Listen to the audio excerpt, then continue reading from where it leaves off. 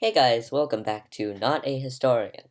I'm so sorry it's been taking so long for me to upload a new video. School started several months back, and it's only now during Thanksgiving break that I get to squeeze something out onto the internet. Today we're going to be continuing our series on the new imperialism. Last time we went over the world in 1815. Today we're going to fast forward 65 years, and we're going to look at the world in 1880. A lot to cover today, so let's get started. And I do apologize for any mistakes that I may have made with the map coloring. Uh, so sorry about those. Right. So, if you remember from last time, this area and this area were a collection of independent states. Now they are not. This is a big red blob, and this is a big green blob. What happened there? Well, the red blob is the German Empire, unified under the Kingdom of Prussia and its Chancellor Otto von Bismarck, arguably the coolest guy ever to have existed. He managed to engineer a political and military situation that allowed Prussia, through a series of wars and diplomatic alliances, to unify these German states into one empire by 1870. Italy was unified by the Kingdom of Sardinia, or Piedmont Sardinia, and it was less mastermind plan and more of let's conquer everything. So from between the 1850s and 1860s, the Sardinians did exactly that. They conquered the entire Italian peninsula and created this new country. Now, while all this was going on, the world in general, and Europe in particular, was changing rapidly. This is mainly due to the rise of industrialization. Last time we went over how the Industrial Revolution started in Britain, and now by 1880, industrialism was beginning to proliferate throughout the continent. Right, we've got iron and steel production, coal mining, oil extraction to power these factories and industries. We've got lots of urbanization growing on. A couple things to note though. One, Southern Europe industrialized late. This is due to a few factors. One, the politicians in Southern Europe were more interested in getting at each other's throats than improving the economy. Two, lack of resources like coal and oil. Three, Southern Europe was relatively poor in comparison with the rest of the continent.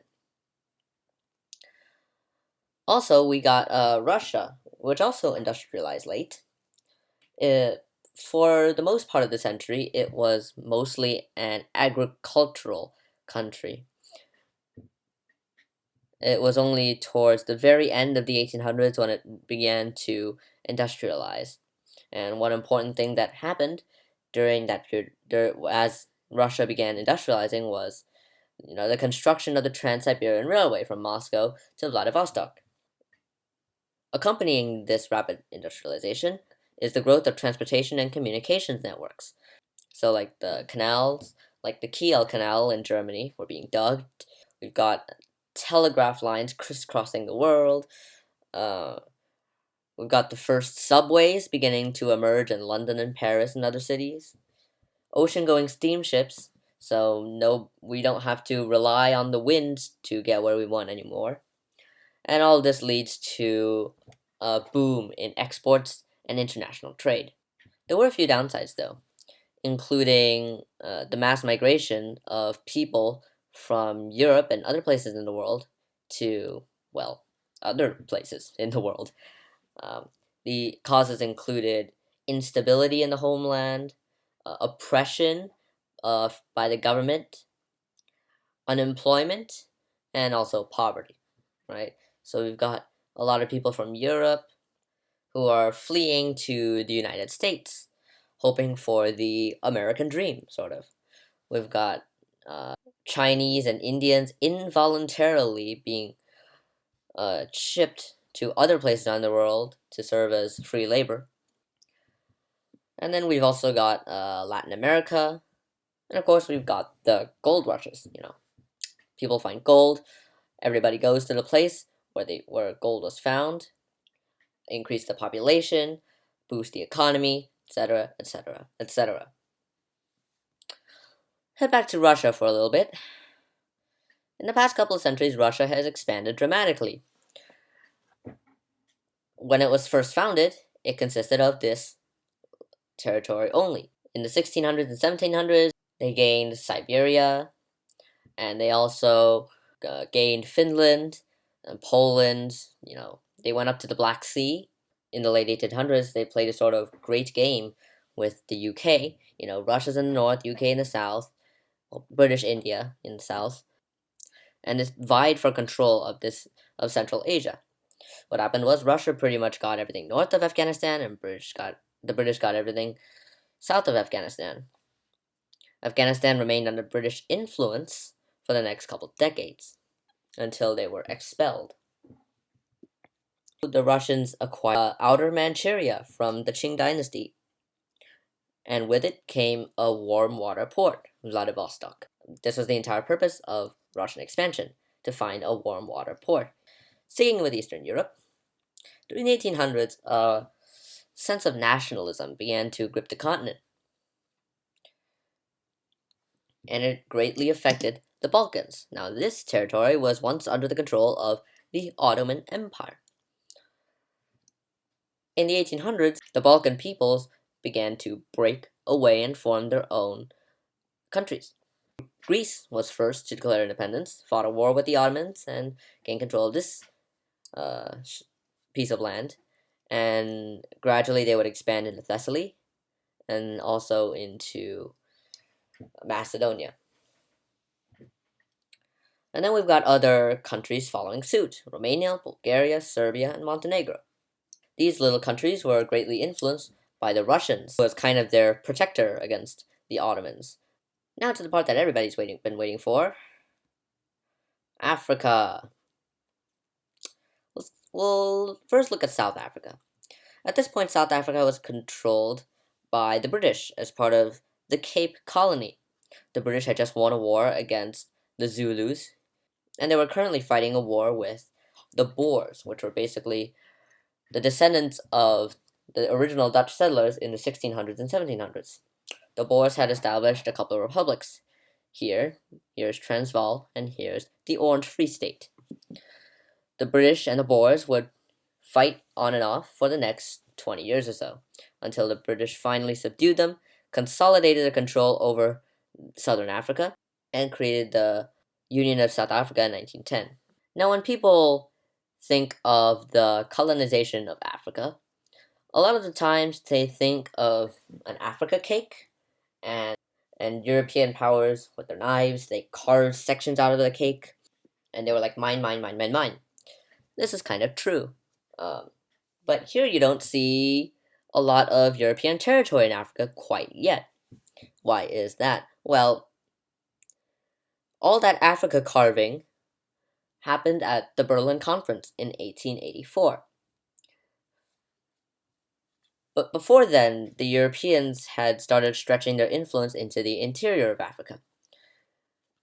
Now, the Europeans had had small colonies along the coast of Africa for centuries. But now the Europeans are starting to explore the interior, and they found, a lot of resources in the interior, rubber, minerals, timber, etc., etc. One of these resource-rich areas was the Congo Basin, and it was coveted by a certain Leopold II, the King of Belgium. So during the Berlin Conference, he convinced everybody to give him this humongous chunk of land in the middle of Africa, and he basically ruled it as private property. Now, while the Congo was under the personal rule of Leopold II, he did some naughty things there, mainly exploiting the locals for his own material benefit and not caring about them whatsoever. He enslaved thousands of indigenous Africans, forced them to extract resources like rubber and minerals and timber, and if they didn't meet their impossibly high quotas, he would have brutal punishments inflicted on them. Most famously, we've got the chopping off of the hands. Gruesome. It got so bad that by the early 1900s, other people were beginning to take notice, and Leopold was forced to relinquish control of the Congo Basin to the Belgian government.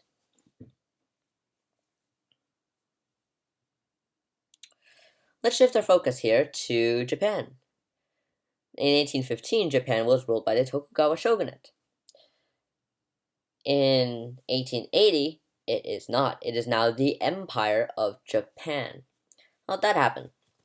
Basically, a bunch of southern Japanese daimyos revolted against the shogunate and replaced him with the once sidelined emperor. And kudos to them, they saw the need for change. They looked at the Europeans and they said, hey, they have all the best guns, they have the best economies, but we don't. By this point, Japan was growing more and more backwards in terms of its society, its economy, and its military. So this new Japanese government, they saw the need for reform, and they reformed their country wonderfully. They modernized their army and navy to the point that by 1880, they were the strongest military in East Asia. They rapidly industrialized their economy. So, railways, shipping lines, telegraphs, and the newfangled telephones, even, and mines and factories, they all sprang up all over Japan, and with that came greater urbanization. Moving over to the US. The United States has gotten a lot bigger since we've left it. Throughout the 1800s, they've expanded toward the Pacific Ocean, and especially after their Civil War, they rapidly began to industrialize. So we've got, factories and urbanization and all that stuff. And all those immigrants, those migrants coming in from all over the world, they came in and helped fuel the economy. They got jobs in factories and railway companies and so on and so forth. And the US economy began to boom right about now as a result of all this industrial growth. On to our last topic of discussion, Australia and New Zealand. Australia was founded as a penal colony in 1788, meaning the British sent all the prisoners there because the prisons were overcrowded. Gradually, people voluntarily went to Australia, and then we've got the Australian gold rush. Again, gold is found, people flock to Australia, economy booms, population booms, territory expands, until the Commonwealth of Australia was formed by the turn of the 20th century. That's Australia. Now on to New Zealand. So in the 1600s and 1700s, European explorers, whalers, and sealers, quote unquote, found New Zealand and started doing whatever it is they did there. Exploring, whaling, sealing. This kind of disrupted the Maori people who were living there, who all of a sudden started fighting each other, But this time around, their fighting got a lot bloodier. Guns and disease brought by the Europeans. In 1840, the British came and founded a colony in New Zealand. They enacted the Treaty of Waitangi with the Maori, which supposedly promised them rights and territory, but, it was rarely respected. The Europeans encroached on their land, which led to conflict between the settlers and the Maori. But over time, the Maori were subdued and the British consolidated their control. And it is important to note that wherever the Europeans colonized, they did not take into account the needs of the local populace. That's it for today. Hope you liked it. Please like and subscribe, and I'll see you next time.